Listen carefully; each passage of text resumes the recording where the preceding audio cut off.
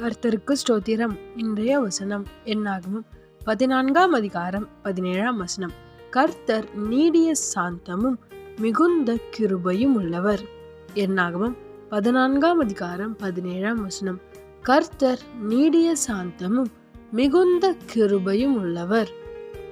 இங்க யாரை பத்தி சொல்றாங்க அப்படின்னா ஏசப்பா பத்தி சொல்றாங்க. ஆமென். ஏசப்பா எப்படிப்பட்டவர் அப்படின்னா சாந்தம் உள்ளவர். ஆமென். அமைதியானவர், பொறுமையானவர். அது மட்டும் இல்லை, மிகுந்த கிருபை. கிருபைன்றது தகுதியே இல்லாதவங்க மேல காற்று இரக்கம். ஏசப்பாக்கு மிகுந்த கிருபை உள்ளவராம். ஏசப்பா மிகுந்த கிருபை உள்ளவர்னு வசனம் சொல்லுது. நீங்களும் உங்களோட கிருபை இழந்து போயிருக்கிறீங்களா? இரக்கத்தை இழந்துட்டீங்களா? இல்லை ஏசப்பாவோட அன்பை விட்டு ரொம்ப தூரம் போயிட்டீங்களா? ஏசப்பா என்னை நேசிக்கல, ஏசப்பா விட்டு நான் ரொம்ப தூரம் போயிட்டேன் அப்படின்னு நினைக்கிறீங்களா? ஏசப்பா சொல்றாரு, நான் இப்போ உன்னுக்காக காத்துட்டு இருக்கேன். ஏன்னா உன் மேலே நான் வைத்திருக்கிற கிருபை, இரக்கம், அன்பு பெருசு.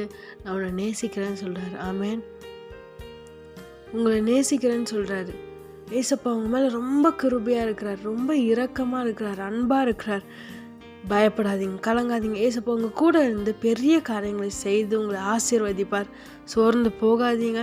ஏசப்பா உங்களை பலப்படுத்துற விதமா இன்னைக்கு சொல்றாரு, உன் மேல நான் கிருபையா இருக்கேன், நிச்சயமா உன்னை ஆசீர்வதிப்பேன், உன்னை உயர்த்துவேன்னு சொல்றாரு. சோர்ந்து போகாதீங்க. ஏசப்பா நிச்சயமா இவைகளை செய்து உங்களை ஆசீர்வதிப்பார். ஆமென்.